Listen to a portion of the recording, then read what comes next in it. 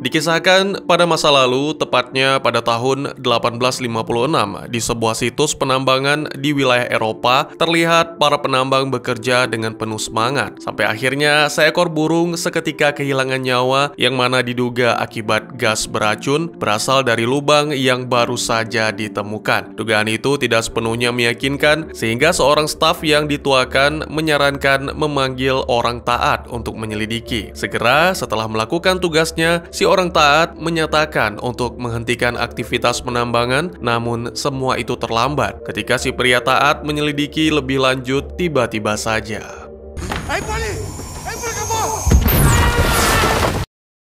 Ya, apa yang sebenarnya terjadi?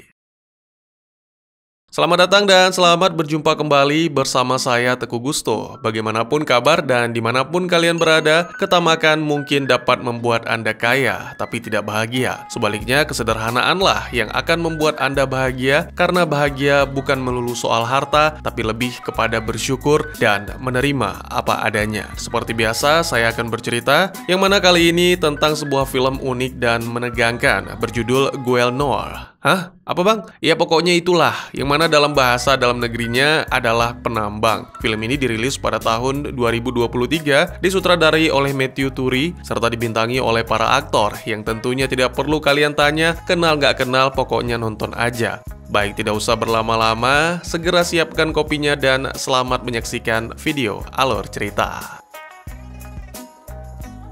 Adegan kemudian berpindah ke tahun 1956 di Maroko, di mana ditampilkan seorang pemuda bernama Amir yang terbangun akibat mimpi buruk. Dia kemudian bergegas menemui seorang teman bernama Said yang mengingatkan bahwa mereka harus segera bersiap jika ingin mendapatkan pekerjaan. Beberapa waktu kemudian, kedua pemuda pun telah tiba di lokasi perekrutan bersama beberapa pria yang juga melamar pekerjaan. Diketahui bahwa mereka melamar sebagai penambang karena ditawarkan gaji yang lumayan. Seorang pria yang menyeleksi datang menghampiri dan menunjukkan dua stempel, hijau diterima, sedang merah ditolak. Sangat disayangkan, tokoh utama kita dan teman seperjuangan mendapat stempel merah. Namun tak ingin menyerah, Amir pun merampas stempel hijau lalu mencap dirinya sendiri, yang mana hal ini membuat perekrut menerimanya dan akan ditempatkan di pertambangan utara Prancis. Tentu saja hal ini membuat Amir sangat bahagia tanpa mengetahui bahwa dia dimasukkan ke kelompok 5 atau biasa juga disebut kelompok iblis.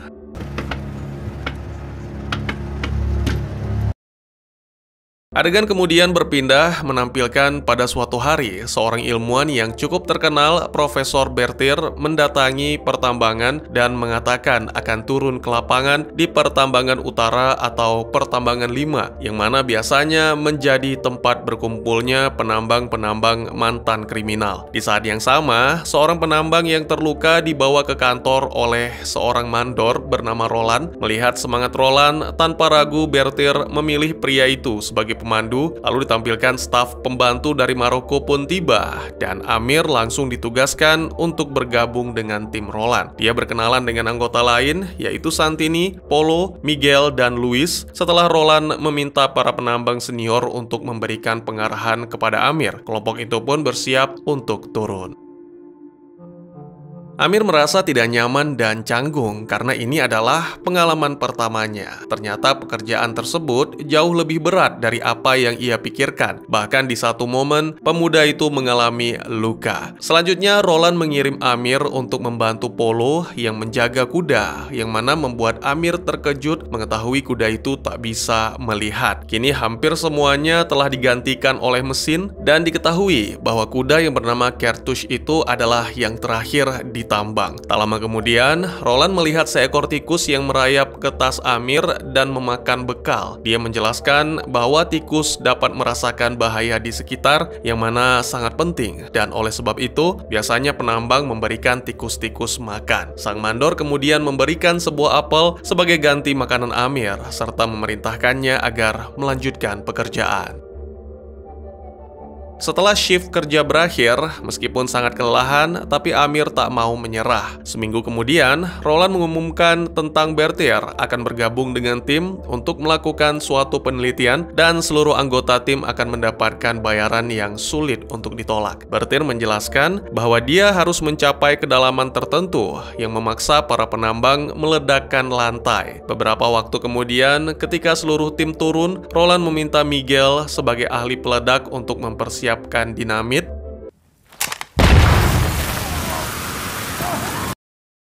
Dan kemudian setelah ledakan, para penambang terkejut ketika melihat lubang pada lantai yang ternyata terdapat ruangan di bawah sana dan tentunya itu sangat berbahaya. Roland mencoba mencari tahu apa yang sebenarnya dicari oleh Bertir, tapi karena profesor itu masih terus menutup-nutupi dan merahasiakan, maka buku catatan Bertir dirampas lalu dibuang ke dalam lubang.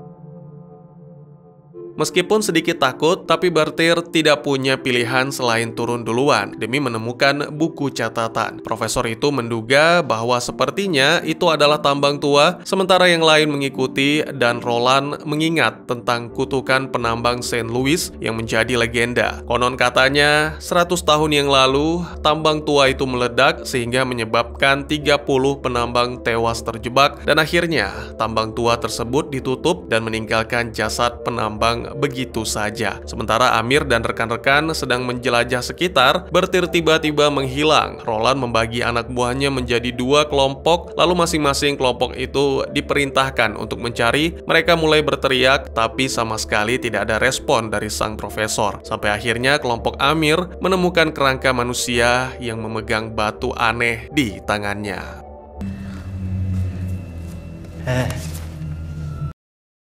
Mereka kemudian memeriksa tangan kerangka itu dan memperhatikan bahwa jari-jarinya remuk. Selain itu, ditemukan tulisan-tulisan yang menyatakan bahwa semua yang ada di sana dikutuk karena mereka diburu oleh monster yang bersembunyi di dalam kegelapan. Dan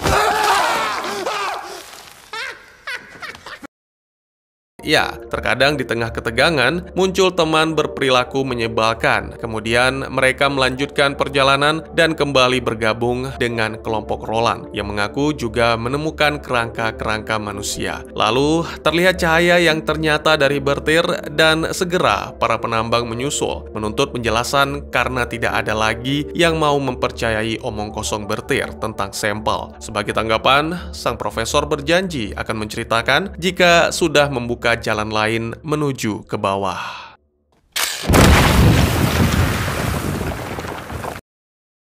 Segera Miguel menjalankan tugasnya, dan setelah itu tanpa ragu, Bertir pun masuk duluan dengan rasa penuh kekaguman terhadap hieroglif pada dinding. Terlihat profesor itu memang mengambil sampel, sembari menjelaskan bahwa itu berusia sekitar ribuan tahun. Sementara itu, yang lain terus bergerak maju hingga menemukan tumpukan tulang manusia yang bercampur dengan senjata-senjata tua. Meskipun belum yakin, tapi Bertir menduga bahwa itu adalah tulang-tulang milik para penjaga yang melindungi tempat suci. Dan bersamaan dengan itu, secara kebetulan lampu mengarah ke sarkofagus. Ini membuat dugaan Bertir semakin kuat, yang mana jika mengaitkannya dengan legenda-legenda yang ada, kemungkinan tempat itu dihuni oleh dewa kuno. Sementara sang profesor mengambil beberapa foto, Roland menegaskan bahwa mereka harus kembali. Saat para penambang menuju ke pintu keluar, di mana tangga sudah dipersiapkan dan Kartush sudah menanti, tiba-tiba saja kuda itu mengamuk dan berlari dalam kegelapan. Tidak ada yang mengerti apa yang terjadi, dan tiba-tiba saja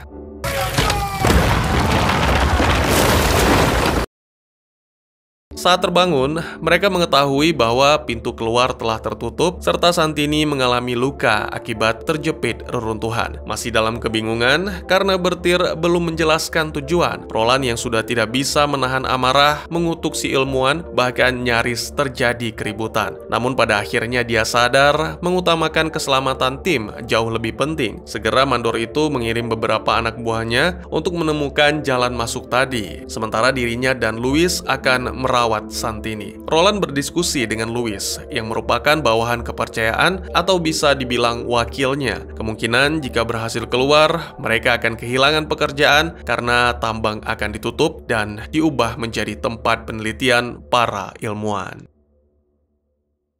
Sementara itu, setelah beberapa saat mencari, tanpa sadar Amir menemukan ruangan sarkofagus. Pemuda itu juga menemukan Polo dan Miguel di sana, yang mana berusaha sedang membuka peti batu itu. Amir mengungkapkan bahwa dia sebenarnya tidak setuju, tapi Miguel menjelaskan tentang tambang yang kemungkinan akan ditutup dan mereka semua akan menjadi pengangguran. Oleh karena itu, jika memang apa yang dikatakan Bertir adalah benar, yang ada di balik sarkofagus adalah dewa, maka sudah pasti ada seserahan berupa emas atau benda-benda berharga lainnya. Di tengah-tengah upaya tersebut, mendadak Amir mendengar suatu benda yang sebelumnya ditemukan dan sangat cocok dengan lubang pada penutup sarkofagus. Terpengaruh oleh perkataan Miguel, Amir pun segera memasukkan benda itu dan ternyata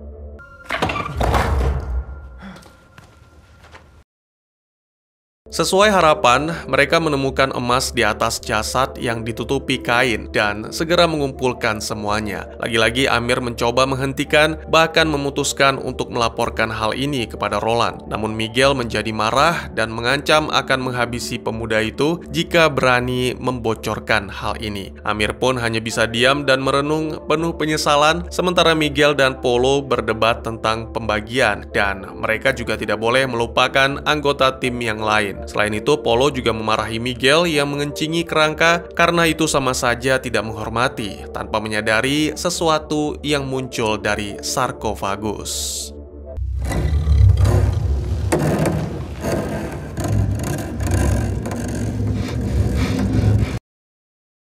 Mendengar teriakan, Amir pun segera kembali menemui rekan-rekan yang terlihat sangat ketakutan. Mereka bertiga kemudian kembali bergabung dengan Roland dan Louis, mencoba menjelaskan sesuatu yang mengerikan sedang mengejar, namun Roland tidak percaya, menganggap anak buahnya sedang berhalusinasi. Sampai akhirnya jari-jari panjang muncul dari dalam kegelapan mencengkram Polo.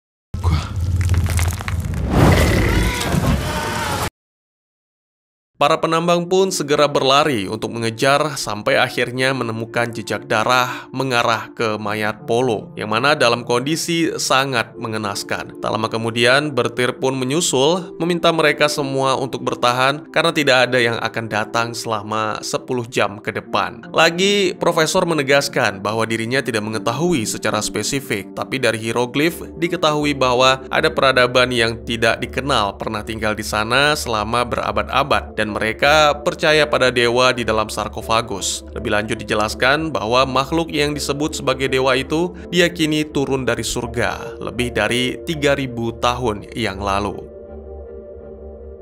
Amir segera memotong pembicaraan dan mengungkapkan pendapatnya tentang sarkofagus yang merupakan penjara, serta makhluk di dalam sarkofagus disembah karena para penduduk takut terhadapnya. Lalu Amir meminjam buku Bertir, di mana terdapat semacam peta dan menunjukkan lokasi mereka saat ini. Selain itu, Amir juga menunjukkan jalur masuk mereka yang diharapkan bisa menjadi jalan keluar, namun tiba-tiba saja di tengah penjelasan, Miguel teringat akan Santini. Ya, saat ini, rekan yang dimaksud sedang terluka dan sendirian di dekat reruntuhan. Mendengar suara aneh membuatnya menyalakan flashlight untuk menerangi koridor. Dan sangat mengejutkan, tiba-tiba saja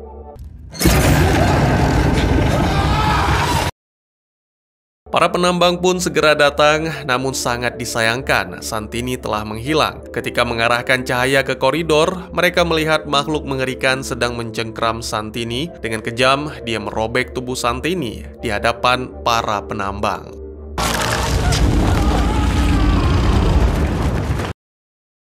Dengan sangat menyesal, para penambang lagi-lagi harus merelakan rekan mereka tewas. Berti menyarankan agar mereka semua kembali ke makam demi menemukan petunjuk dari prasasti yang mungkin saja petunjuk-petunjuk itu bisa membawa mereka keluar, karena para penduduk zaman dulu pasti memiliki jalur masuk untuk bisa mencapai tempat itu. Para penambang pun menuruti dan segera menemukan tempat yang dimaksud, di mana banyak terdapat kerangka manusia terbaring di balik jeruji besi.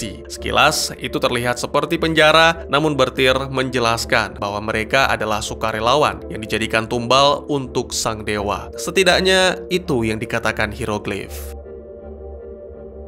Masuk lebih dalam, mereka menemukan darah pada dinding. Lalu di ruangan itu juga terdapat genangan darah. Bertir menawarkan diri untuk masuk lebih dulu, yang kemudian disusul oleh Amir. Sangat mengejutkan, di dalam sana mereka melihat bangkai Kartush, dan sementara penambang lain lengah, segera profesor menarik sebuah tuas yang membuat pintu masuk tertutup. Jeritan pria jantan dari Amir membuat Bertir kaget bukan kepala. Profesor itu menjelaskan bahwa dirinya tidak bisa mempercayai para penambang lain dan khawatir bahwa mereka akan menghabisinya setelah menemukan pintu keluar.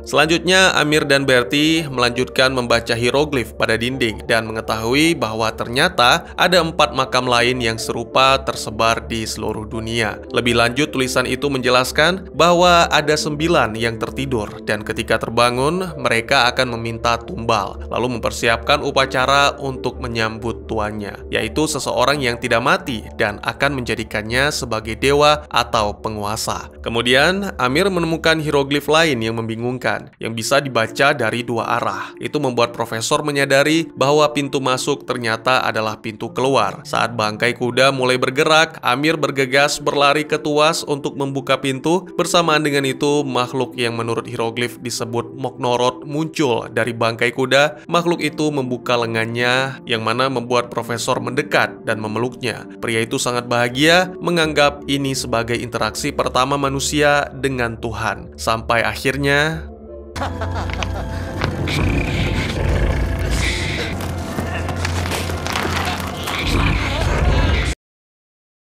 melihat pemandangan mengerikan itu, segera Amir berusaha membuka pintu dengan dibantu oleh rekan-rekan penambang. Untungnya tokoh utama kita berhasil keluar dan segera pintu pun ditutup kembali. Amir kemudian menjelaskan apa yang terjadi dengan profesor serta menjelaskan apa yang berhasil mereka temukan dan berjanji akan membantu rekan-rekan menemukan jalan keluar. Sayangnya mereka tidak menyadari bahwa bukan hal yang sulit bagi Moknorot untuk memindahkan pintu batu.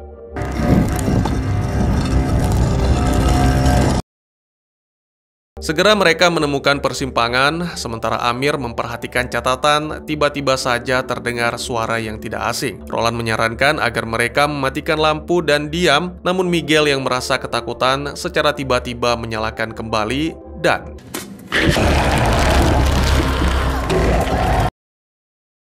seketika serangan Moknorot menewaskan Miguel, sedangkan Louis diseret ke dalam kegelapan. Kini tersisa hanya Amir dan Roland yang berhasil melarikan diri. Segera Sang Mandor meminta Amir bergegas untuk mencari jalan keluar. Terjadi pertengkaran di antara 2 penyintas itu. Amir tidak bisa keluar begitu saja sebelum menghabisi Moknorot karena makhluk itu juga akan ikut keluar dan menjadi ancaman bagi semua manusia. Sementara Roland mengungkapkan bahwa dirinya tidak peduli dan menyerahkan masalah ini kepada pemerintah karena dia sudah kehilangan semua rekan yang sudah seperti keluarga. Jika Amir keberatan, maka Sang Mandor akan mencari jalan keluar sendiri. Namun lagi-lagi Amir mengalami kebimbangan sehingga menuruti permintaan Roland, menjelaskan apa yang dirinya dan profesor temukan, sembari menunjukkan jalur masuk yang juga sekaligus menjadi jalur keluar. Tak lama kemudian, setelah mengikuti jalur masuk, Amir dan Roland menemukan jalan buntu dengan banyak sekali kerangka manusia. Hal ini membuat Roland menyadari bahwa itu adalah para korban penambangan Saint Louis yang telah lama hilang dan menjadi legenda. Roland sadar bahwa itulah jalan keluar satu-satunya dan mungkin para penambang Saint Louis telah mencoba meledakkan reruntuhan yang menghalangi namun gagal. Saat nyaris kehilangan harapan, Roland mengungkapkan pemikiran bahwa yang bisa memasuki tempat itu seharusnya hanyalah para tumbal, yang mana menurut keterangan dalam buku catatan Bertir, para tumbal dimasukkan melalui sumur pengorbanan. Amir segera mengerti dan keduanya sepakat untuk menuju ke lokasi sumur pengorbanan, namun tak disangka-sangka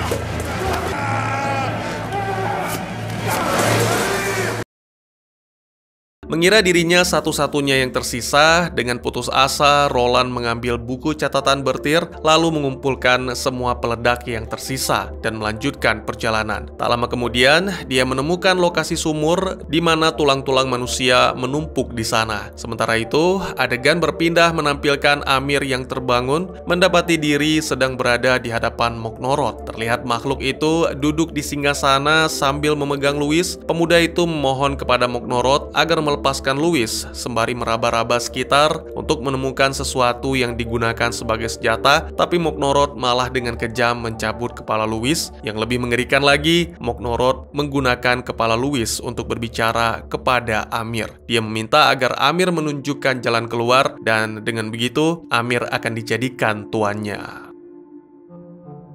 Kini Amir memahami bahwa Moknoroth akan menjadi semakin kuat setiap kali memakan manusia dan memahami maksud hieroglif tentang dewa. Amir dengan tegas menolak dan secara tiba-tiba melancarkan serangan dengan menancapkan pisau lalu melarikan diri, yang mana hal ini membuat Moknoroth murka.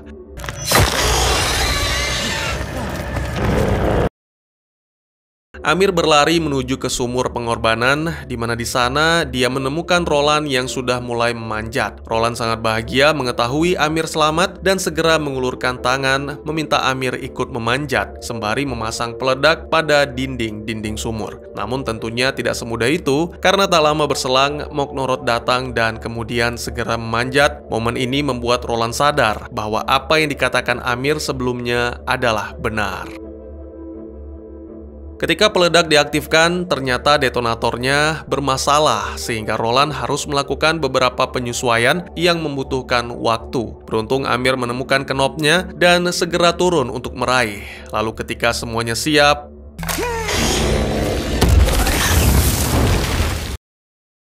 ledakan tepat mengenai Moknoroth yang mana sekaligus membuat dinding-dinding sumur runtuh dan jalan keluar pun tertutup. Kemungkinan besar dua pahlawan kita juga gugur, namun tak ada yang mengetahui bagaimana nasib Moknoroth. Apakah makhluk itu juga hancur atau masih bertahan dan mencari jalan keluar? Dan tamat.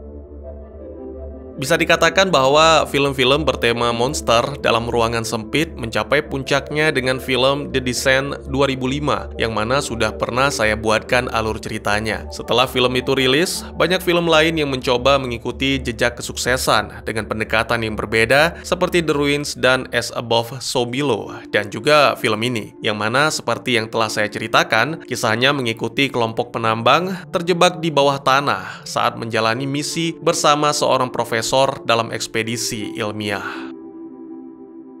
Hal paling mencolok dari film yang juga memiliki judul lain The Deep Dark ini, yang terlihat sejak awal adalah bagaimana sang sutradara dengan sangat baik membuat segalanya terasa nyata, mulai dari pembukaan yang berlatar di tahun 1856 hingga time skip ke 100 tahun kemudian. Anda benar-benar bisa merasakan seperti apa pekerjaan seorang penambang saat itu. Seakan Anda bisa merasakan tanah di balik kuku dan debu di paru-paru ketika menontonnya. Ini berkat kesabaran dan tidak terburu-buru untuk langsung menampilkan masalah para karakter. Sebaliknya, film menunjukkan rutinitas sehari-hari mereka, kehidupan kerja secara umum, dan bahaya-bahaya yang mungkin terjadi saat melakukan pekerjaan tersebut. Semua ini membuat hal-hal yang akan datang menjadi lebih fantastis dan masuk akal. Sang sutradara juga sangat cerdas menggunakan latar film ini. Dunia di luar tambang digambarkan terang benderang dengan banyak sekali pengambilan gambar yang luas, menunjukkan dunia terbuka yang besar. Bahkan musik latar terasa megah dan luas pada adegan-adegan ini. Tentunya kalau teman-teman menonton filmnya secara utuh ya. Kalau nonton di video saya ini ya tahu sendiri, deng nong neng nong neng. Keampuhannya baru terasa jelas saat film kembali ke tambang. Suasana film langsung menjadi gelap dan mencekam bin mencekik, seolah saya seperti ikut terjebak di sana. Selain itu, hal menarik lainnya, di dalam tambang juga ada beberapa pengambilan gambar secara luas yang bertujuan agar kita dibuat waspada, terus memperhatikan ke sudut-sudut yang gelap, bersiap kalau-kalau ada yang menerkam. Salah satu adegan paling menarik menurut saya adalah adegan Santini. Beuh, ini asli good sekali.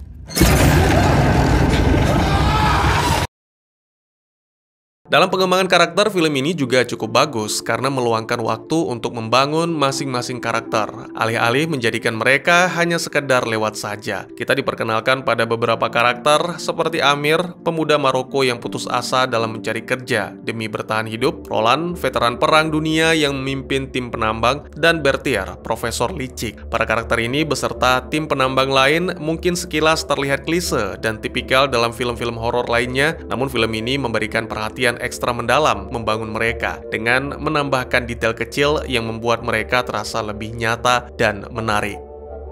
Jadi itu makhluk apa sebenarnya, Bang? Ya, puncak dari ketegangan adalah makhluk mengerikan disebut Moknorot, yang mana mirip dengan monster-monster serem ala H.P. Lovecraft. Wujudnya menjijikkan, tapi dalam artian baik, alias cukup membuat saya bergidik ngeri. Karena berasal dari Prancis, tentunya butuh tenaga ekstra untuk memahami subtitlenya. Apa yang saya pahami adalah Moknorot dikatakan dikirim dari surga dan dianggap dewa oleh masyarakat zaman dulu karena mereka takut. Menurut saya, makhluk ini adalah alien yang mencoba menginvasi bumi, atau mungkin kelompok mata-mata yang tidak sengaja mendarat lalu mencoba bertahan hidup dengan menindas manusia. Mereka memang memiliki kecerdasan, tapi bukan berarti tidak memangsa.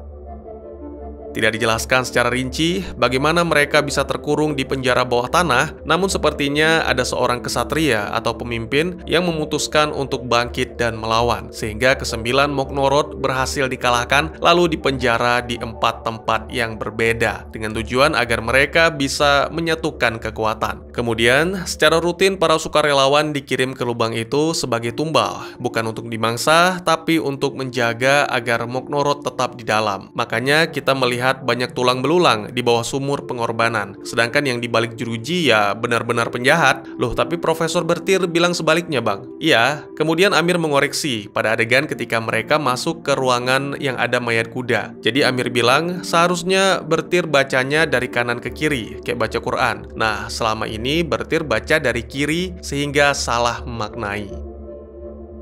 Lalu disebutkan juga tentang Tuhan yang dibangkitkan oleh Moknorot, yang terakhir hidup akan menjadi Tuhan. Ini maksudnya adalah Moknorot menawarkan kekuatan bagi siapapun yang mau membantunya meloloskan diri dari penjara. Setelah semua Moknorot terlepas, mereka akan melakukan ritual mengubah manusia menjadi dewa. Saya tidak mengetahui dengan pasti bagaimana ritual tersebut, tapi saya pikir tujuan mengubah manusia menjadi dewa itu untuk memusnahkan seluruh umat manusia. Tentunya ini tidak terlalu rumit untuk dipahami, seperti di film-film lain, manusia diberi kekuatan, dikuasaan, lalu dibiarkan, maka mereka akan saling menghancurkan. Atau mungkin juga manusia tersebut ditanami penyakit atau wabah, sehingga bisa memusnahkan manusia-manusia lain.